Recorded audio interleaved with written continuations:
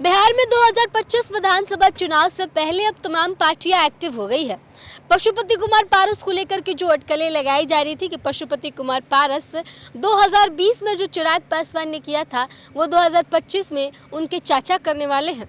यानी कि चिराग पासवान के चाचा पशुपति कुमार पारस अब अपनी पार्टी के साथ हर जगह पर बिहार की तमाम सीटों पर अपने कैंडिडेट उतारेंगे और खुला टक्कर देंगे एनडीए को।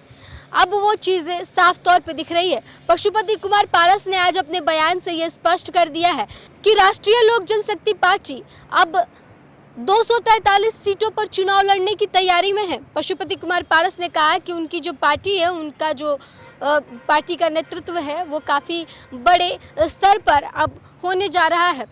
पशुपति कुमार पारस ने कहा है कि वो 243 सीटों पर चुनाव लड़ने की पूरी तैयारी में है और आगे चल कर डिसाइड करेंगे कि आखिर उन्हें किस गठबंधन के साथ जाना है।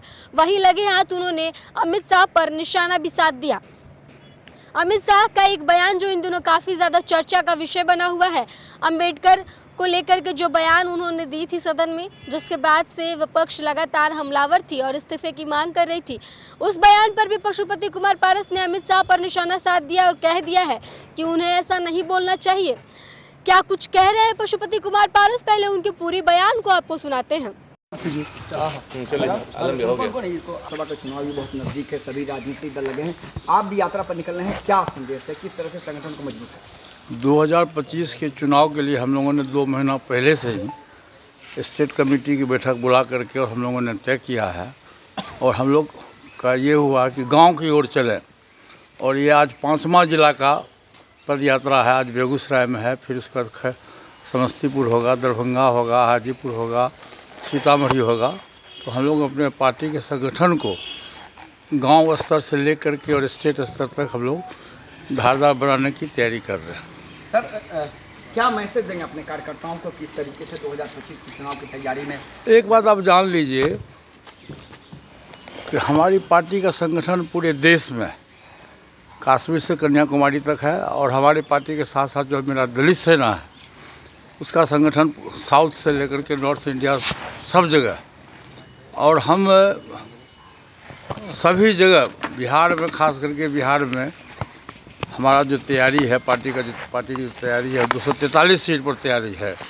हम 243 सीट पर तैयारी कर रहे हैं और 243 सीट पर हम अपना उम्मीदवार देंगे। बिहार में सर कहा जाता है आज शाहपुर कमाल में बेगूसराय जिला का जो जिला सम्मेलन है, शाहपुर कमाल में विधानसभा का कहिए, जिला का कहिए, ये हो रहा है।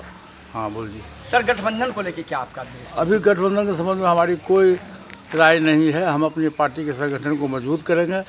जब समय आएगा, जब भविष्य आएगा, जब नज़दीक समय आएगा तो उस पर देखा जाएगा। तो क्या ऐसा हो सकता है कि भविष्य में जब बिहार विधानसभा के चुनाव से पहले हो सकता है कि पशुपति पारस की पार्टी हो सकता है कोई अलग अन्य गठबंधन से भी गठबंधन कर सकने की संभावना? तो ये तो भविष्य के गर्भ में है, कौन है? भविष्य को किसी ने नहीं देखा है। भविष्य क्या होगा इसको न आप देखें न हम देखें, इसलिए भविष्य के गर्भ में इसको रहने दीजिए। जब समय आएगा, परिस्थिति आएगा तो उस पर डिसीजन लिया जाए। सर, ये परिस्थितियां हैं कि अगर बात नहीं बनी तो तमाम सीटों पे चुनाव लड़ेंगे। ऐसा हम कह रहा हूँ 243 सीट पर हमारी तैयारी है और कोई भी फैसला लेने के पहले हम कार्य समिति की बैठक बुलाएंगे। संसदीय बोर्ड, राष्ट्रीय संसदीय बोर्ड है, उसकी बैठक बुलाएंगे, जिसके अध्यक्ष है माननीय सूरजभान सिंह जी हैं, और हम लोग बैठक बुला करके ही कोई फैसला लेंगे। हमारे पार्टी में देखिए डेमोक्रेसी है, प्रजातंत्र है। जो भी डिसीजन होगा कि हम किसी के साथ जाएंगे, नहीं जाएंगे, अकेले लड़ेंगे, ये जो पार्टी का फैसला होगा वो फैसला को हम लागू करेंगे। सर, एक महत्वपूर्ण सवाल है, आज भारत में जिस तरीके से भीमराव अम्बेडकर के बयान, बता दें आपको कि 2025 चुनाव से पहले पशुपति कुमार पारस यात्रा पर निकलने वाले हैं। पद यात्रा करके वो अपनी पार्टी के संगठन को और मजबूत बनाने वाले हैं और इसी दौरान उन्होंने पत्रकारों से बातचीत की और कहा कि वो 243 सीटों पर चुनाव लड़ने की तैयारी कर रहे हैं।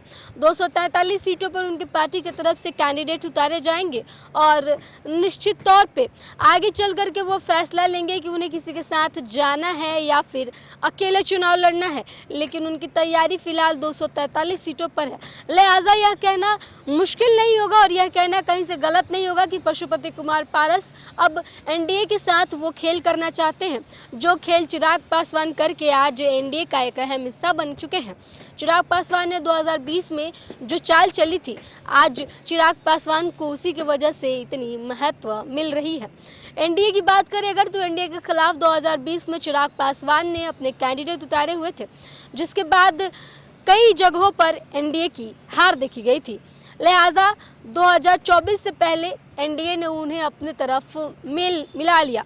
अब जाकर के चिराग पासवान 5 सांसदों के साथ बिहार में एक अहम एनडीए का हिस्सा बने हुए हैं। ऐसे में अब चिराग पासवान के चाचा पशुपति कुमार पारस 2025 में चिराग पासवान के राह पर चलते हुए दिखाई दे रहे हैं। 243 सीटों पर चुनाव लड़ने की तैयारी की बात कहकर कहीं ना कहीं वो एनडीए में ये संदेश देना चाहते हैं कि वो एनडीए के खिलाफ भी अपने कैंडिडेट उतारेंगे और 2020 में जो चिराग करके आज एनडीए का मुख्य हिस्सा बने हुए हैं, वो अब 2025 में पशुपति कुमार पारस करेंगे और कहीं ना कहीं इसका असर एनडीए के वोट बैंक पर पड़ेगा। फिलहाल देखना ही होगा इसको लेकर के आगे क्या कुछ अपडेट रहता है, बताएंगे आपको तमाम खबर। बने रहिए हमारे साथ। धन्यवाद।